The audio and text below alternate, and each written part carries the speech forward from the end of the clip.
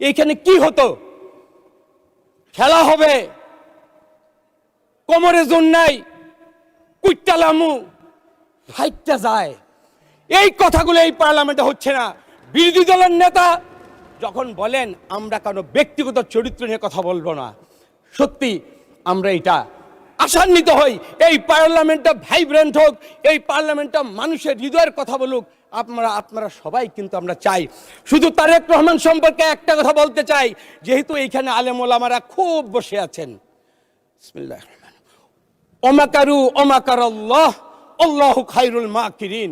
যতই করো মকরবাজি, আল্লাহ হলো উৎকৃষ্ট মহাকৌশলী এবং আল্লাহ তাআলার কৌশলটা হলো উত্তম। 200-র বেশি সার্ভিস ও ফিচারে লেনদেনের সব বিকাশ অ্যাপে সম্ভব।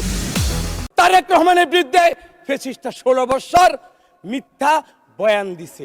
এখনো যারা তারেক রহমানকে মনে করেছো বাংলাদেশের প্রধানমন্ত্রী হতে পারবে না, এইটাই হলো আল্লাহ তাআলার কৌশলী। আল্লাহ তাআলা মানুষের ভালোবাসায় সিক্ত করে উনাকে ইনশাআল্লাহ বাংলাদেশের প্রধানমন্ত্রী করেছেন, যে আমাদের কাছে আজকে বিদ্যমান। আমি আরেকটা কথা বলতে চাই।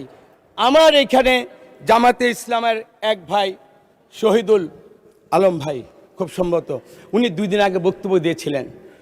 উনি ওনার ক্রেডিট আমি এবং আমিত্ব বলতে গিয়ে একটা কথা বলেছেন, আমরা হলাম তারা স্বরাষ্ট্রমন্ত্রীর সামনে পুলিশ অফিসার গিয়ে বলেছিল একটা মরে আরেকটা দাঁড়ায়, সেইটাই হলো জামাত ইসলাম।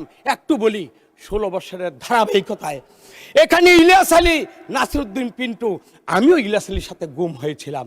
17 বছর আমরা 600 মানুষ গুম হয়েছি। যেখানে চৌধুরী আলম গুম হয়েছে সেখানে সাজিদুল ইসলাম মামুন দাঁড়িয়েছে, যেখানে মামুন গুম হয়েছে সেখানে ইলিয়াস আলী দাঁড়িয়েছে, যেখানে ইলিয়াস আলী গুম হয়েছে। এভাবে ধারাবাহিকভাবে 600 মানুষের গুমের উপর দিয়ে ইনশাল্লাহ আমরা পার্লামেন্টে একসাথে আমরা চলার জন্য আসছি। সুতরাং আমি এবং আমিত্বকে পরিহার করে আমরা যদি এই সমাজ, এই রাষ্ট্রকে যে আমরা জনগণের কাছে প্রতিশ্রুতি দিয়ে আসছি, আমরা যদি ওইদিকেই থাকি, নিশ্চয়ই জাতি আমাদেরকে ভালোবাসবে। জাতির কাছে আমরা যারা এইখানে আসছি তাদের কাছে কিন্তু প্রত্যাশিত আলাদা। আমরা সবাই বলেছি মজলুম, আমার তো বলতে দ্বিধা নেই। আমি মনে করি বাংলাদেশের এই 52 বছরের ইতিহাসে তারেক রহমান বাংলাদেশের মজলুম প্রধানমন্ত্রী। এই হাউস থেকে আমরা ওনাকে এই উপাধিটাই দিয়ে দিলাম। উনি মজলুম, আমার কথাগুলো আবেগ দ্বারা তাড়িত নয়, এটা বিবেক এবং বিবেক দ্বারা শাসিত। আমি যা বলছি আমি হৃদয়ে লালন করি।